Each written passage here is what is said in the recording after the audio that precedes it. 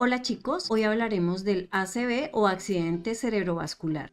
Esta es una patología neurológica con déficit a nivel muscular, visión borrosa y dificultad en el habla, entre otras. Todos estos síntomas se presentan cuando se detiene el flujo sanguíneo y el cerebro deja de recibir oxígeno y los nutrientes que necesita para su buen funcionamiento. A consecuencia de esto, las células cerebrales comienzan a morir en minutos, ocasionando un daño severo al cerebro, discapacidad permanente e incluso la muerte. Existen dos tipos de ACV, isquémico y hemorrágico. El isquémico ocurre cuando el torrente sanguíneo se bloquea con un coágulo o grasa, ocasionando un déficit en la irrigación sanguínea y presentándose aproximadamente en un 87% de la población. Y el hemorrágico ocurre cuando se rompe un vaso sanguíneo dentro del encéfalo o cuando hay una hemorragia dentro o alrededor de esto, donde en cuestión de minutos las células del cerebro comienzan a morir. Generalmente se da por una ruptura de un aneurisma, un politraumatismo por lesiones severas o a personas hipertensas. Esta patología es menos común y aproximadamente se presenta en el 13% restante de la población. Para identificar esta patología podemos aplicar la prueba FAS para asistir a un paciente con síntomas de emergencia de manera inmediata. F, face o cara, se da si el paciente tiene un lado del rostro más caído que el otro. A,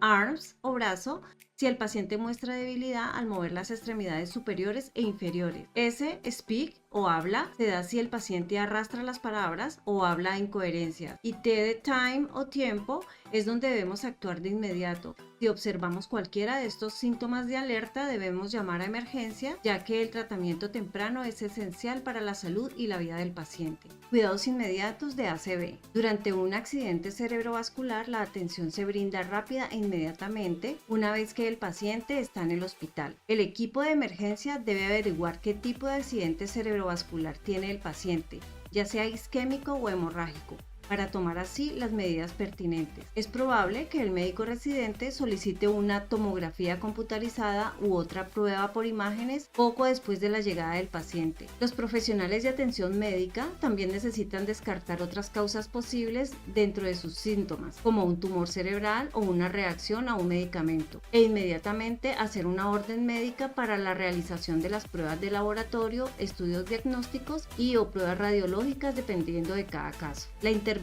de enfermería debe estar relacionada según la prescripción médica y los protocolos establecidos para este tipo de patología. Y estas son: evaluar la situación neurológica como el nivel de conciencia, los déficits motores y sensoriales, la toma de signos vitales, tales como temperatura, tensión arterial, frecuencia cardíaca y respiratoria, saturación de oxígeno y demás. Extracción de muestras de sangre para la toma de hemogramas, bioquímica básica, coagulación y pruebas cruzadas. La toma de electrocardiogramas, monitorización cardíaca continua después de haber realizado el electrocardiograma, pulsómetro cada 4 horas para monitorizar los niveles de saturación de oxígeno y administrar oxigenoterapia cuando sea necesario.